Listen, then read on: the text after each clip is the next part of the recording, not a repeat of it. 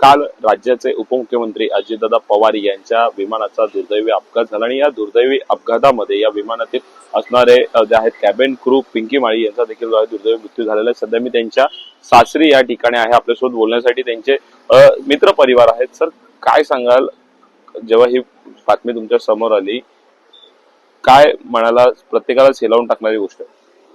म्हणजे असा अजूनही विश्वास वाटत नाही। तिची डेड बॉडी बघितली आम्ही तरी पण आम्हाला विश्वास वाटत नाही, कारण खूप प्रेमळ होती ती।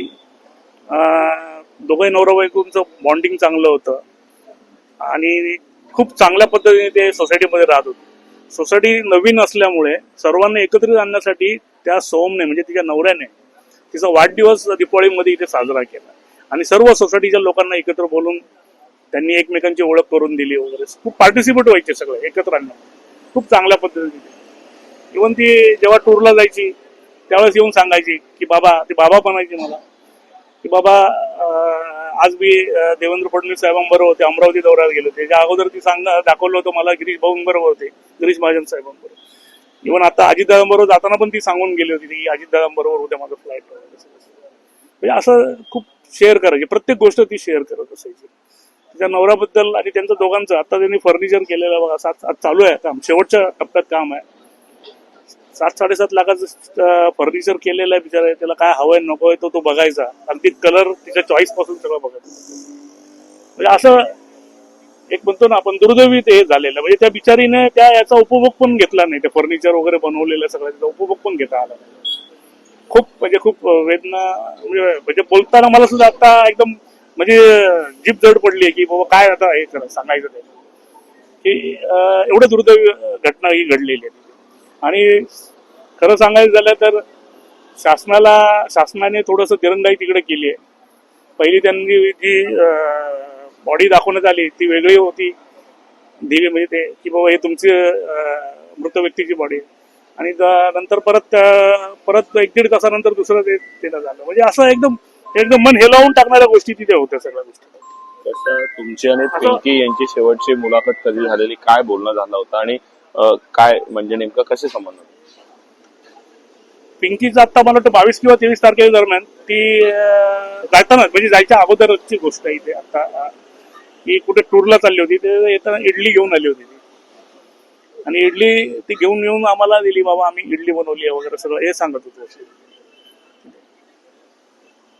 खूप चांगल्या पद्धतीने ते म्हणजे काही असं बनवलं किंवा काय असं ते घरात द्यायची, आमच्या घरात त्यांच्या घरात द्यायचं। इथे कोण कोण राहत होते पिंकी यांच्यासोबत? पिंकी सोबत तिचा फक्त तिचे मिस्टर होते, सौम होता आणि ती सासूबाई असायची। कुठेतरी जे आहे पिंकीने सुद्धा, पिंकीच्या भावाने यांनी सुद्धा जे आहे काल काही माध्यमांशी बोलताना सांगितलं की त्या ज्या VASR ह्या एअरलाईन मध्ये काम करायचे त्याचे पायलट बरोबर नव्हते। या संदर्भात आपल्यासोबत कधी काही बोलणं झालेलं का किंवा काही सांगायचं का? पायलट बद्दल ते थोडस म्हणजे असं डिटेलमध्ये असं काही बोलली नाही, पण बाबा खूप तकलीफ आहे असं एवढंच बोलायचं। काय तकलीफ आहे असं काही सांगितलं नाही, तिने असं काही सांगितलं नव्हतं। तिथे फक्त बाहेरून आले की ते एवढं सांगायचं, पण ते खूप आनंद तिच्या नेहमी संचारलेला असायचा।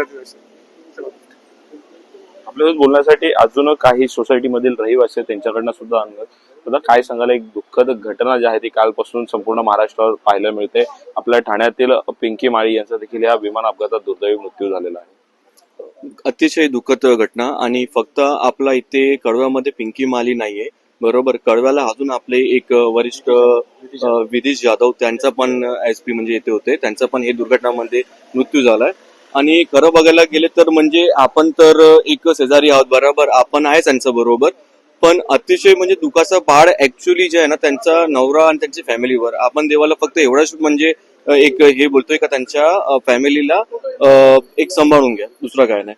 आणि दुसरं कशा माहितीये का, चांगले म्हणजे नवरा बायको होते, वेल म्युच्युअल अंडरस्टँडिंग होती दोघांचे, म्हणजे म्युच्युअल एक फॅमिली प्लॅनिंग पण खूपच चांगली होती।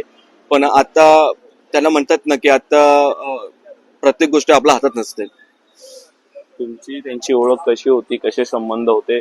त्यावेळेस त्या कामावरून यायच्या त्यावेळेस भेटीगाठी व्हायच्या, कसं असायचं? बघा, ओळख म्हणजे कशा, खूपच चांगला मित्र होता माझा आणि चांगला मित्र आहे। पिंकी बरोबर पण चांगली बॉन्डिंग होती, आणि त्यांनी जेव्हा पहिल्यांदा इथे घर घेतला तेव्हा ते सर्वप्रथम मला येऊन भेटला होता, आणि त्याचा हा वर्ड आहे की राकेश भाई आपने को पहिला अपना प्रॉपर्टी, तर खूपच इमोशनली का आपण प्रॉपर्टी घेताना असतात ना, त्याचा काहीतरी इमोशनल अटॅचमेंट खूपच चांगला होता. आणि प्रत्येक वेळी भेटायचा आम्ही डिस्कस करायचं का म्हणजे फॅमिलीमध्ये दुसरं अजून काय आपण प्लॅनिंग करू शकतोय, पुढच्या म्हणजे फ्युचर प्लॅनिंग काय आहे.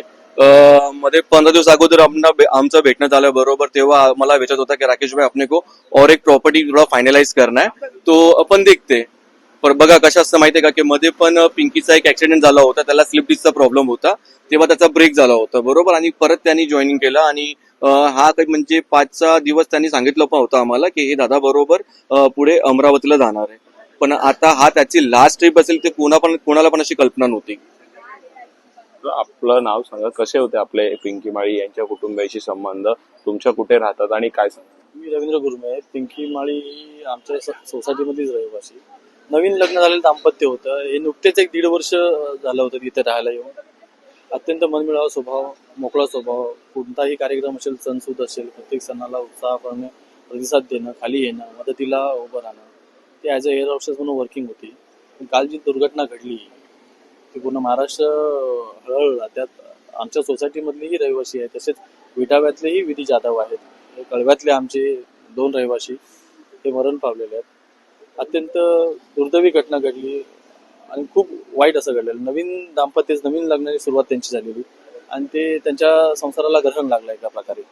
काल त्यांचे भाऊ करण माळी यांनी सुद्धा सांगितलं बोलताना की कुठेतरी VSR या ज्या विमान कंपनीत त्या काम होतं त्याचे पायलट बरोबर नाहीयेत, कुठेतरी ते व्यवस्थित काम करत नव्हते. त्या संदर्भात आपल्याशी कधी काय त्यांचं बोलणं झालं का, कधी बोलताना काही? नाही, या संदर्भात आमचं कधी बोलणं झालं नाहीये आणि खाजगी विमान याबद्दल मी भाष्य करू इच्छित नाही, कारण मला कल्पनाच नाही त्या गोष्टीची. काही कल्पना नाही त्याबद्दल. आपली एखादी आठवण सांगायची झाली तर काय असेल त्यांच्यासोबत? मन मोकळेपणाने स्वभाव त्यांचा. खाली सोसायटीमध्ये दिवाळीचा सण असू द्या, दसरा असू द्या, झेंडावंदन असू द्या, 15 ऑगस्ट, 26 जानेवारी, प्रत्येक सणाला ती उपस्थित राहायची. आवर्जून हसमुख चेहरा हा तिचा असायचा आणि गोड मनाने बोलायची, मोकळ्या मनाने सर्वांशी बोलायची. चांगले संबंध ठेवले सर्वांशी. नवीन रहिवासी असून सुद्धा असं वाटत नव्हतं की ते नवीन आहेत. भरपूर जुने रहिवासी आहेत तिथले आणि जुने ऋणानुबंध आहेत आमचे, असं वाटत होतं त्यांच्यासोबत वागताना. नक्कीच कुठेतरी ठाण्यातील ज्या आहेत या कालच्या विमान अपघातामध्ये ठाणेकर 2 ज्या आहेत, एक विदेश जाधव जे SPO अजितदादाचे अंगरक्षक म्हणून कार्यरत होते, तर दुसऱ्या या पिंकी माळी या कॅबिन क्रू म्हणून ज्या आहेत या प्रवासामध्ये ज्या आहेत दुर्दैवी मृत्युमुखी पडलेला पाहायला मिळत आहे. व्हिडिओ जर्नलिस्ट मनीष, मी प्रेम मोरे, न्यूज 18 मराठी, ठाणे.